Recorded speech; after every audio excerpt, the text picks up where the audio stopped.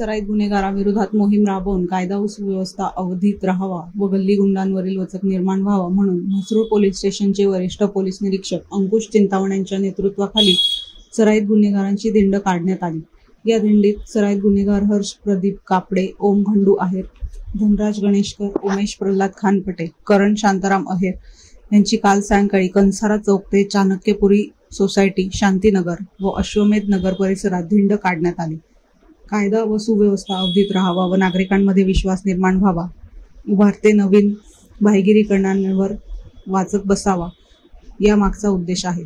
Mhasrul police स्टेशनचे वरिष्ठ police निरीक्षक अंकुश चिंतामण यांनी सांगितले की यापुढे कोणाचीही हयगय केली जाणार नाही। जो कोणी गुन्हा करेल त्याच्या चुकीला माफी नाही।